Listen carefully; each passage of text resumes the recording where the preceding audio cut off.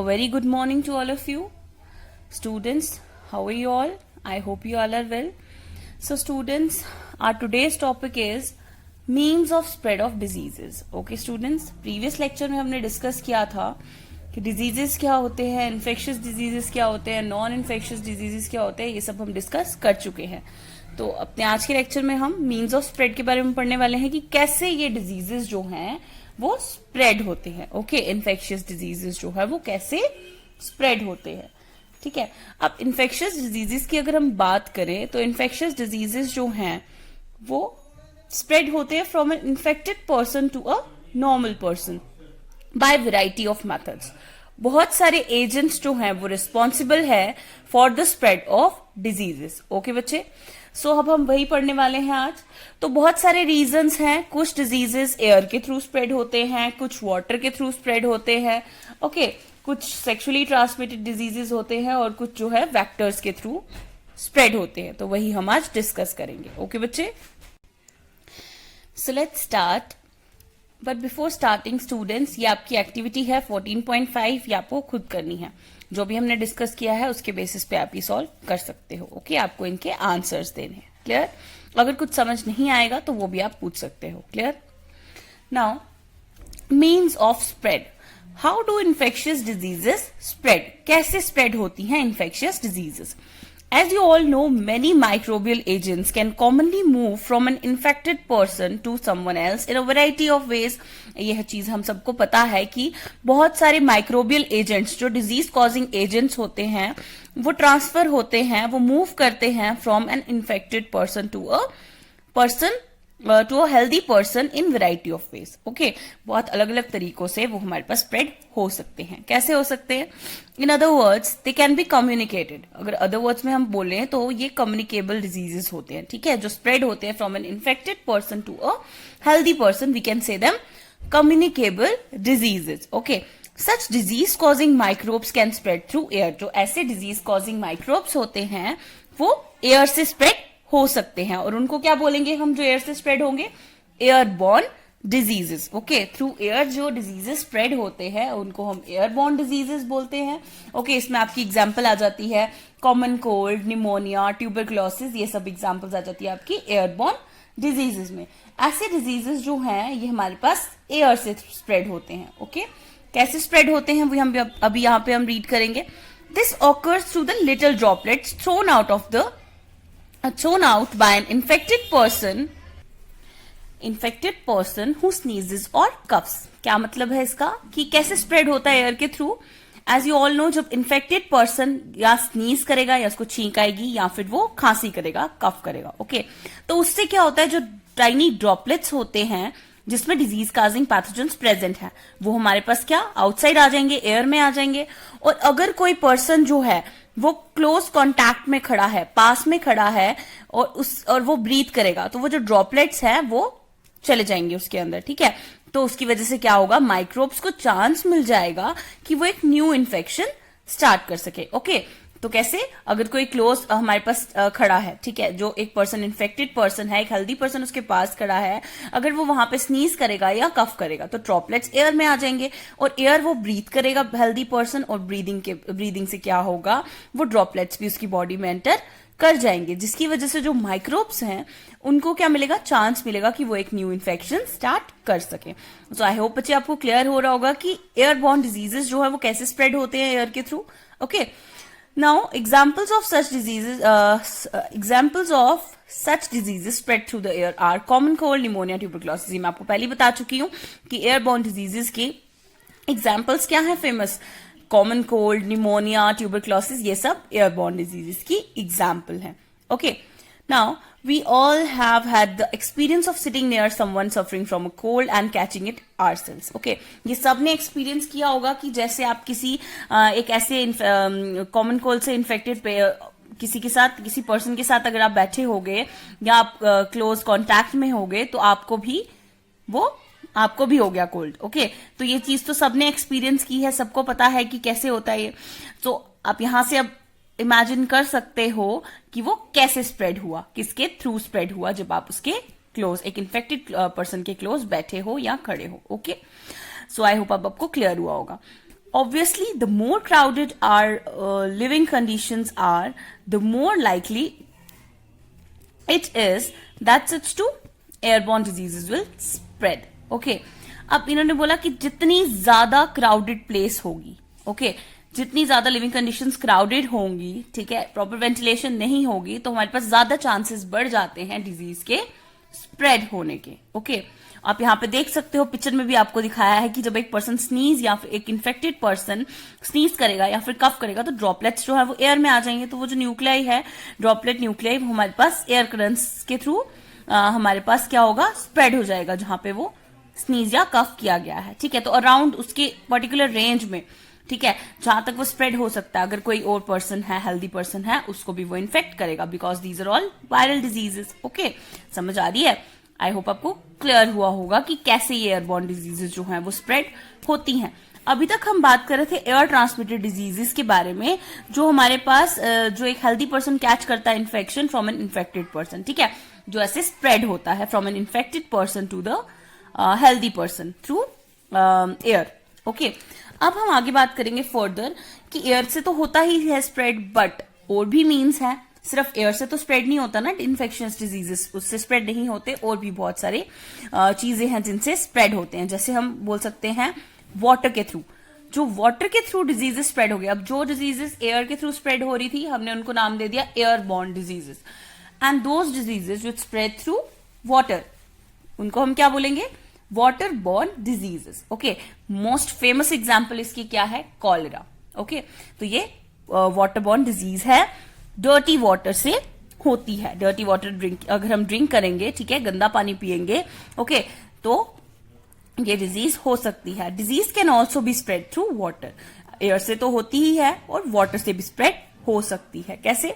This occurs, ये कैसे होता है? This occurs if the excreta from someone suffering from an infectious gut disease such as cholera get mixed with the drinking water used by people living nearby. The cholera causing microbes will enter. Fine. यहाँ पे इन्होंने क्या बताया कि water से भी disease जो है वो स्प्रेड हो सकती है. कैसे होगी? जब हमारे पास एक पर्सन जो है जो कॉलरा से सफर कर रहा है, उसका एक्सक्रीटा अगर ड्रिंकिंग वाटर के साथ मिक्स हो जाए, एंड देन ड्रिंकिंग जो हमारे पास लोग उसके आसपास रहते हैं, ठीक है, वो पानी अगर वो ड्रिंक करेंगे, ठीक है, उसको यूज कर रहे हैं, तो उसकी वजह से क्या होगा, जो कॉलरा कॉजिंग माइक्रोब है वो बॉडी में एंटर कर जाएगा और क्या कॉज करेगा, कॉलेरा कॉज करेगा. ओके, और वाटर के थ्रू क्या हो जाएगा, उसको न्यू होस्ट मिल जाएगा, ठीक है, अपना जो डिजीज है उसको स्प्रेड करने के लिए. ओके, तो ऐसे डिजीजेस जो हैं, जो हमारे पास कहां पे स्प्रेड, कैसे स्प्रेड होते हैं, वाटर के थ्रू स्प्रेड होते हैं, उसको हम क्या बोलते हैं, वाटर बॉर्न डिजीज बोलते हैं. और ये कहां पे स्प्रेड होते हैं, absence of safe supplies of drinking water. उन एरियाज में स्प्रेड होंगे जहां पे सेफ सप्लाईज नहीं है ड्रिंकिंग वाटर की. ओके, लोग वहां पर गंदा पानी पीते हैं, तो वहां पे ऐसी प्रॉब्लम्स जो है वो देखने को मिलती हैं. ये वाटर बॉर्न डिजीजेस कहां पे ज्यादा स्प्रेड होगी, जहां पे सेफ वाटर सप्लाईज नहीं है for drinking. Okay, now moving further, अब हम बात कर रहे हैं एयरबॉर्न डिजीज हमने डिस्कस किया, वाटरबॉर्न डिजीज भी डिस्कस कर लिया. Now we are talking about sexually transmitted diseases. Okay, कि हमारे पास वो डिजीजेस जो सेक्सुअल कॉन्टैक्ट से स्प्रेड होते हैं. उसमें आपकी मोस्ट इंपॉर्टेंट एग्जांपल्स आ जाती है सिफिलिस और AIDS. Fine, the sexual act is one of the closest physical contact two people can have with each other. ठीक है, ये हमारे पास one of the closest physical contact है, sexual contact. So not surprisingly, there are microbial diseases such as syphilis or AIDS that are transmitted by sexual contact from one partner to the other. Fine, तो हमारे पास कुछ ऐसे diseases होते हैं, microbial diseases, जो sexual contact से spread होते हैं from one partner to other. Fine, अगर एक पार्टनर को सिफिलिस या एड्स होगा तो वो सेक्सुअल कॉन्टैक्ट से ट्रांसफर हो जाएगा टू द अदर पार्टनर. तो ये हमारे पास वो डिजीजेस जो सेक्सुअल कॉन्टैक्ट से स्प्रेड होते हैं, उनको हम क्या बोलते हैं, सेक्सुअली ट्रांसमिटेड डिजीजेस बोलते हैं. Okay, however such sexually transmitted diseases are not spread through by casual physical contact. तो हमारे पास क्या होता है, जबकि ये जो हमारे पास सेक्सुअली ट्रांसमिटेड डिजीजेस होते हैं, ये नॉर्मल कैजुअल फिजिकल कॉन्टैक्ट से स्प्रेड नहीं होते हैं. लाइक कैजुअल फिजिकल कॉन्टैक्ट में आ गया आपका hand shakes, hugs, sports like wrestling and all, इससे ये स्प्रेड नहीं होते। ओके, सोशली अगर हमारे पास फिजिकल कॉन्टैक्ट हो तो उससे स्प्रेड नहीं होते हैं, but other than sexual contact the AIDS virus can also spread through blood to blood contact with infected people और from an infected mother to her baby during pregnancy और through breast feeding. ठीक है, तो यहां पे हम क्या बात कर रहे हैं कि सेक्सुअल कॉन्टैक्ट के अलावा जो एड्स वायरस है वो कैसे स्प्रेड होता है, through the blood to blood contact with infected people. जो इन्फेक्टेड पीपल है उनके ब्लड के साथ अगर कॉन्टैक्ट हो, फाइन, ब्लड के एक इन्फेक्टेड पर्सन के ब्लड का कॉन्टैक्ट अगर एक हेल्दी पर्सन के ब्लड के कॉन्टैक्ट के साथ ब्लड के साथ हो, फाइन, तो उस वजह से क्या होगा, उस वजह से भी ये जो वायरस है वो स्प्रेड हो जाएगा। और कैसे स्प्रेड होता है, from an infected mother to her baby. जब ब्रेस्ट फीडिंग होती है या प्रेगनेंसी के टाइम पे जब हमारे पास ब्लड का कांटेक्ट तो होता है एक मदर और बेबी में, तो उससे भी स्प्रेड हो जाता है from an infected mother to her baby, and breast feeding के थ्रू भी ये स्प्रेड होता है। So these are the all the ways जिससे हमारे पास सेक्सुअली ट्रांसमिटेड डिजीजेस जो है वो स्प्रेड होते हैं, through physical contact, closest physical contact, जैसे हमने सेक्सुअल कॉन्टैक्ट की बात की, और जो कैजुअल फिजिकल कॉन्टैक्ट है उससे स्प्रेड नहीं होते, बट हमारे पास अदर देन सेक्सुअल कॉन्टैक्ट ये स्प्रेड होते हैं ब्लड टू ब्लड कॉन्टैक्ट की वजह से, फाइन, और इन्फेक्टेड मदर से उसके बेबी में ट्रांसफर हो सकता है ये, और प्रेगनेंसी के टाइम पे और ब्रेस्ट फीडिंग से भी ये स्प्रेड हो सकता है। क्लियर? आई होप आपको क्लियर हुआ होगा सेक्सुअली ट्रांसमिटेड डिजीजेस क्या होते हैं। इसकी मोस्ट इंपॉर्टेंट एग्जाम्पल्स है सिफिलिस और एड्स। क्लियर बच्चे? Now we are moving to spread of disease through vectors. अब vectors क्या होते हैं? Vectors जो हैं वो ऐसे organisms हैं जो spread of diseases करवाते हैं, means जिनके थ्रू disease spread होगा। पहले हमने airborne disease की बात की जो air की वजह से हो रहे थे, then waterborne disease की बात की जो water की वजह से हो रहे थे, फिर हमने sexually transmitted disease की बात की जो sexual contact की वजह से हो रहे थे। Now we are talking about spread of disease through vectors, जो वैक्टर्स के थ्रू होते हैं। Let's start. We live in an environment that is full of many other creatures apart from us. हम एक ऐसे एनवायरमेंट में रहते हैं जिसमें बहुत सारे क्रिएचर्स जो हैं हमसे अलग और भी हैं। Clear? So it is inevitable that many diseases will be transmitted by other animals. तो ये बहुत ज्यादा ऑब्वियस है कि बहुत सारी डिजीजेस जो हैं बाकी एनिमल्स से स्प्रेड हो सकती हैं, ट्रांसमिट हो सकती हैं। These animals carry the infecting agents from a sick person to other potential host. तो ये जो हमारे पास एनिमल्स हैं वो डिजीज कॉज कर सकते हैं, इन्फेक्शियस एजेंट्स को एक सिक पर्सन से पोटेंशियल होस्ट तक लेकर आ सकते हैं। तो वो जो एनिमल्स जो इंटरमीडियरीज होते हैं, ठीक है, इंटरमीडियरीज होते हैं between an infected and an healthy person, वो एनिमल्स जो इन्फेक्टेड पर्सन से जो इन्फेक्शन है उसको ट्रांसमिट कराएंगे to the potential host, to a healthy person, उनको हम क्या बोलते हैं? वेक्टर्स बोलते हैं। जो इंटरमीडियरीज हैं जो क्या कॉज कर रही हैं? इन्फेक्शन कॉज कर रही है फ्रॉम एन, और कहां से लेकर आ रही है? इन्फेक्टेड पर्सन से इन्फेक्शन लेकर आ रही है और कहां पे स्प्रेड कर रही है? हेल्दी पर्सन पे। तो वो इंटरमीडियरीज को हम क्या बोलते हैं? वेक्टर्स बोलते हैं। ओके, तो उनको हम क्या बोलते हैं? वेक्टर्स बोलते हैं। इन वेक्टर्स के थ्रू क्या होता है, जो डिजीज है वो स्प्रेड होता है from an infected person to a healthy person. Okay, तो कॉमनेस्ट वेक्टर हमारे पास क्या है जिसको हम सब जानते हैं? मॉस्किटोज जो है बहुत ज्यादा कॉमनेस्ट वेक्टर्स हैं और डिजीज कॉज करते हैं। ओके, बहुत सारी स्पीशीज जो है मॉस्किटोज की, उसमें फीमेल्स जो है वो हाईली न्यूट्रिशियस फूड चाहिए होता है उनको, ताकि वो हमारे पास in the form of blood उनको हाईली न्यूट्रिशियस फूड चाहिए होता है ताकि वो क्या कर सके? मैच्योर एग्स को ले कर सके। तो इसलिए वो फीड करती हैं वार्म ब्लडेड एनिमल्स पे, इंक्लूडेड अस, जिसमें हम भी आते हैं। हम कौन से एनिमल्स में आते हैं? वार्म ब्लडेड एनिमल्स में आते हैं। Okay, so in this way they can transfer diseases from person to person. इस तरह से वो डिजीज स्प्रेड करते हैं from one person to another. Mosquitoes क्या करते हैं? ब्लड सक करते हैं, उनको हाईली न्यूट्रिशियस फूड चाहिए इन द फॉर्म ऑफ ब्लड, वो वार्म ब्लडेड एनिमल्स पे फीड करते हैं। ओके, जैसे हम भी वार्म ब्लडेड में आते हैं तो हमारे जो ब्लड है हमारी ब्लड सकिंग से वो क्या कर पाते हैं? मैच्योर एग्स को लेकर पाते हैं, और इस तरह से ब्लड के साथ कांटेक्ट में आने की वजह से हमारे पास वो क्या करते हैं? डिजीज स्प्रेड कर देते हैं। क्लियर? आई होप आपको यहां तक क्लियर हुआ होगा कि डिजीजेस कैसे स्प्रेड होते हैं। क्लियर? और मीन्स ऑफ स्प्रेड क्या है, कि हमने अभी तक 4 टाइप्स के मीन्स ऑफ स्प्रेड पढ़े, means of spread of diseases पढ़े। कौन कौन से? Airborne disease, waterborne diseases, sexually transmitted disease and spread of disease through vectors. I hope बच्चे आपको यहां तक क्लियर हुआ होगा। अगर कोई भी डाउट होगा यहां तक तो आप डिस्कस कर सकते हो। क्लियर? हमने इसकी एग्जांपल्स भी डिस्कस की। अब यहाँ पे देख सकते हो common method of transmission of diseases, clear, by food, by water, by sexual contact, by vectors, clear, यहां से आपको सब समझ आ जाएगा, clear. Now we will move to organ specific and tissue specific. Now we are talking about organ specific and tissue specific manifestations. Okay, अब हम इसके बारे में बात करेंगे, clear. The disease causing microbes enter the body through these different means. Where do they go then? The body is very large when compared to the microbes. So there are many possible places, organs or tissues where they could go. Do all microbes go to the same tissue or organ or do they go to different ones? Fine.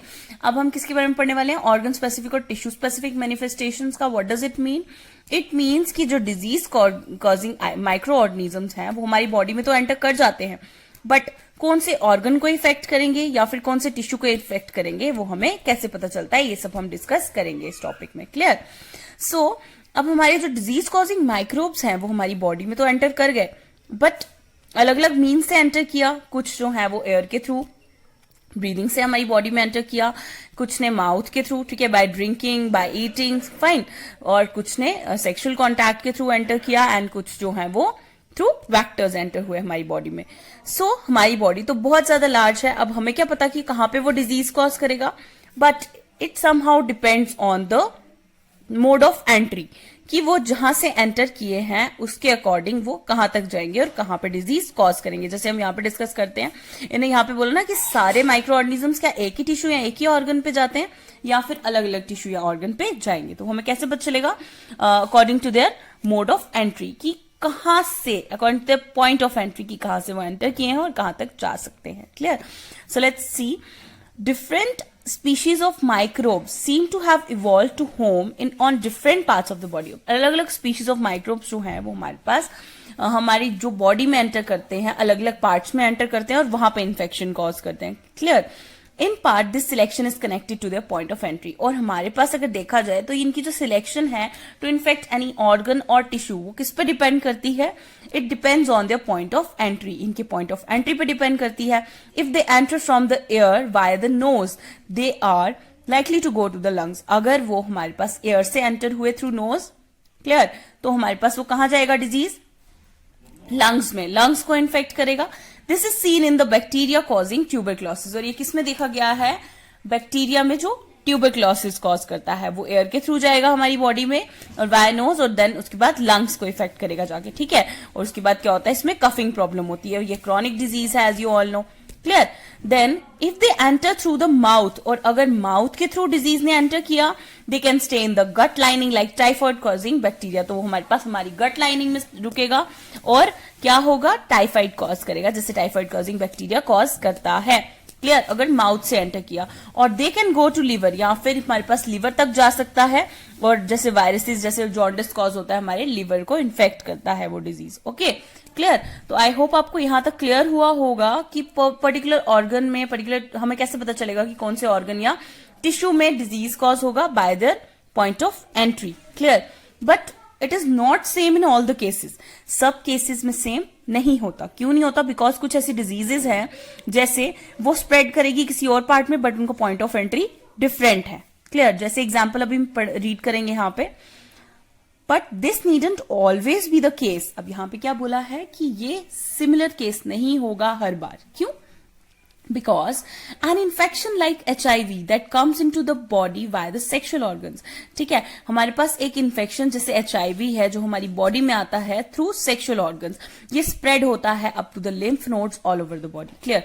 क्योंकि HIV जो है, HIV virus जो है, human immunodeficiency virus, ये हमारी body में enter करता है through sexual organs, through sexual contact, but spread कहां हो रहा है ये हमारी बॉडी में? to all the lymph nodes all over the body. Okay, so malaria causing microbes entering through a mosquito bite will go to the liver. तो जैसे malaria causing microbes जो है वो हमारे पास mosquito bite से एंटर करेगा, but जाएगा कहां पे? लिवर तक जाता है, उसके बाद रेड ब्लड सेल्स तक भी पहुंच जाता है। तो इससे हमें क्लियर हो गया कि हमेशा पॉइंट ऑफ एंट्री के अकॉर्डिंग ही हमारे पास वर्क नहीं करते ये माइक्रोब्स की स्पीशीज, ये वहां पे ही डिजीज कॉज नहीं करेंगे, बट हमारे पास पूरी ऑल ओवर बॉडी को भी इफेक्ट कर सकते हैं। हमेशा ये सेम नहीं होगा कि पॉइंट ऑफ एंट्री पे ही डिपेंड करेगा कि किसको, किस ऑर्गन को हमारे पास इफेक्ट करेंगे या फिर किस टिश्यू को. Okay, so the virus causing Japanese encephalitis और ब्रेन फीवर, वो वायरस जो जापानीज एंसेफेलाइटिस कॉज करता है, जिसको हम ब्रेन फीवर भी बोलते हैं, वो हमारे पास सिमिलरली एंटर करता है मॉस्किटो बाइट से, बट हमारे पास इन्फेक्ट करता है हमारे ब्रेन को. तो इससे हमें पता चल गया कि हमेशा पॉइंट ऑफ एंट्री के अकॉर्डिंग हमारे पास कोई भी डिजीज ऑर्गन स्पेसिफिक या टिश्यू स्पेसिफिक नहीं होगा. क्यों?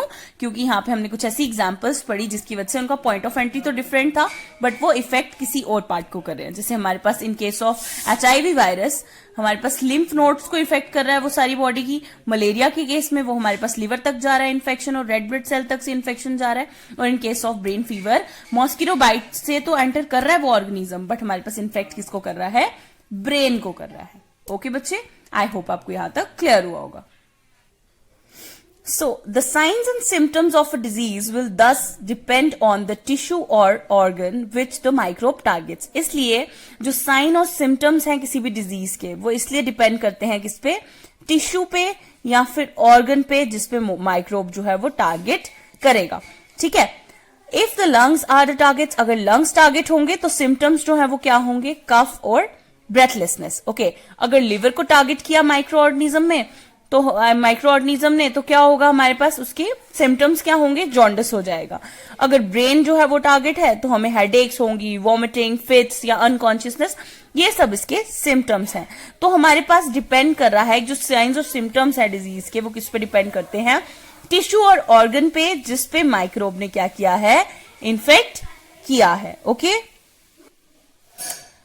ओके, अनकॉन्शियसनेस होगी हमारे पास अगर ब्रेन को इन्फेक्ट किया तो. क्लियर? ये सब सिम्टम्स देखने को मिलेंगे. तो ये डिपेंड किस पे कर रहा है? कौन से टिश्यू या ऑर्गन पे डिजीज ने इफेक्ट किया है. Okay, now we can imagine what the symptoms and signs of an infection will be if we know what the target tissue or organ is and the functions that are carried out by the tissue or organ.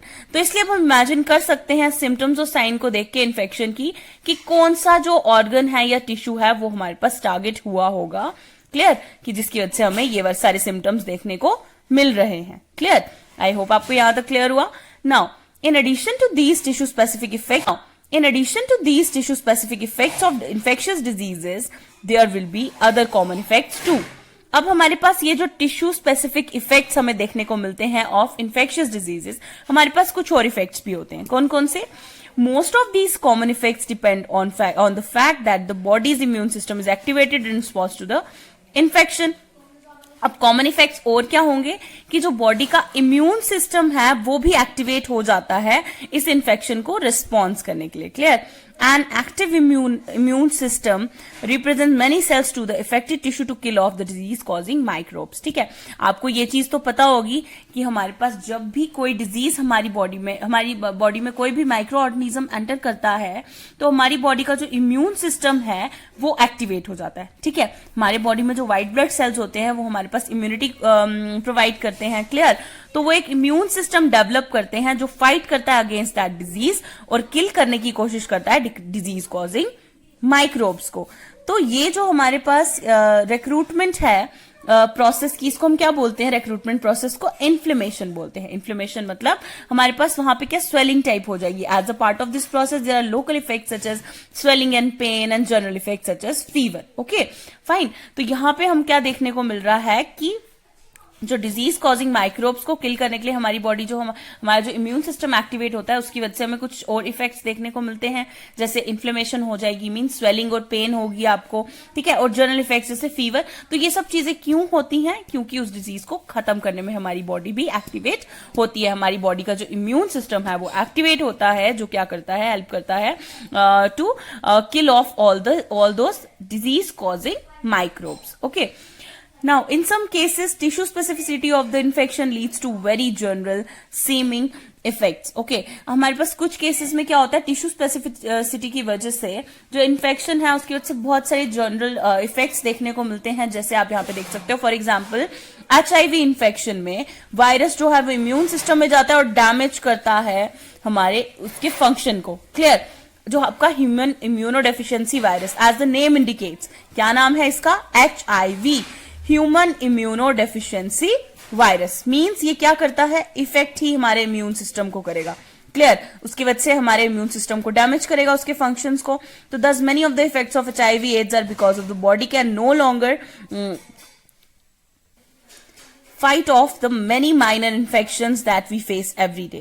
Instead, every small cold, pneumonia, similarly, a minor gut infection can produce major diarrhea with blood loss and ultimately in these other infections that kill people suffering from HIV virus. Fine. तो यहाँ पे आपको क्या बताने की कोशिश की गई है कि जो HIV वायरस है वो हमारी बॉडी के तो इम्यून सिस्टम एक्टिवेट होता है, नो डाउट, क्लियर, कोई भी डिजीज हमें होगी तो इम्यून सिस्टम एक्टिवेट होगा, उसको जल्दी से जल्दी खत्म करने की कोशिश करेगा। But in case of chronic diseases हमारी इम्यूनिटी वीक हो जाती है। But in case of then we are talking about HIV virus, तो ह्यूमन इम्यूनो डेफिशिएंसी वायरस जो है वो क्या करता है, हमारे इम्यून सिस्टम को इफेक्ट करेगा, इम्यून सिस्टम को डैमेज करेगा, उसके फंक्शन को रोकेगा, जिसकी वजह से क्या होगा, हमारी जो बॉडी है वो अपने जो माइनर इन्फेक्शन से भी फाइट ऑफ नहीं कर पाएगी। इम्यूनिटी अगर वीक हो गई तो हमारी जो माइनर इन्फेक्शन है उनसे भी नहीं हो पाएगा उनसे फाइट।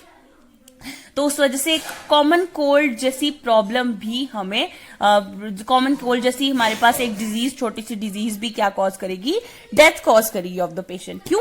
क्योंकि इम्यूनिटी इतनी ज्यादा वीक हो चुकी है कि वो कॉमन कोल्ड को भी होल्ड नहीं कर सकते, उसको भी फाइट ऑफ नहीं कर सकती हमारे जो इम्यून सिस्टम है। उस वजह से एक कॉमन सी डिजीज से भी डेथ हो जाती है इन case of HIV virus. Okay, now, it is also important to remember that the severity of disease manifestations depend on the number of microbes in the body.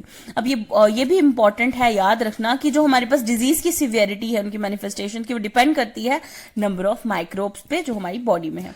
तो हमारे पास अब depend करता है कि कौन से microbe ने enter किया और वो कितना effect कर रहा है। If the number of microbe is very small, the disease manifestation may be major or unnoticed. Okay.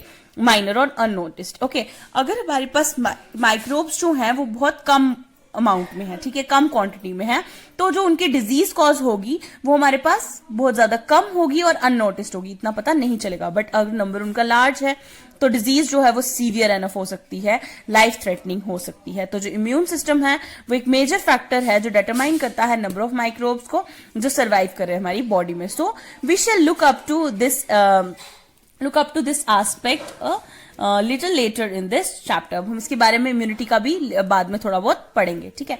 तो अभी तक हमने इसमें जो भी पढ़ा, आई होप आपको क्लियर हुआ होगा। यहाँ पे आपको क्या बताया गया कि जो डिजीज मैनिफेस्टेशन है वो डिपेंड करते हैं नंबर ऑफ माइक्रोब्स पे, ठीक है, कि कितने माइक्रोब्स जो हैं वो आपकी बॉडी में है।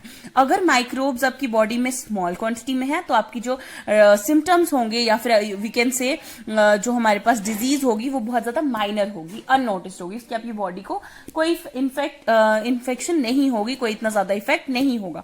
But if the number of microbe is large, ठीक है, तो हमारे पास आपकी जो इन्फेक्शन है वो भी सीवियर हो सकती है और लाइफ थ्रेटनिंग भी हो सकती है डिजीज। ओके, सो इसलिए इम्यून सिस्टम जो है एक बहुत ज्यादा मेजर फैक्टर है जो बताता है नंबर ऑफ माइक्रोब्स के बारे में जो आपकी बॉडी में सर्वाइव कर रहे हैं। ओके, सो इसलिए और ये इम्यूनिटी के बारे में भी हम आगे पढ़ने वाले हैं। क्लियर? अगर आपको यहां तक कोई भी डाउट है, कोई भी क्वेरी है तो आप डिस्कस कर सकते हो। क्लियर? और नेक्स्ट हम अपने नेक्स्ट लेक्चर में पढ़ेंगे। यहां तक जितना भी किया है, अगर आपको इसमें कोई डाउट है, कोई चीज ऐसी है जो समझ नहीं आई है या कोई चीज स्किप हो गई है तो वो भी आप डिस्कस कर सकते हो। आई विल टेल यू, तो डाउट सेशन में आप सब क्लियर कर सकते हो। ओके स्टूडेंट्स, आई होप आपको क्लियर हो रहा है जो भी हम पढ़ रहे हैं। Thank you students, have a nice day.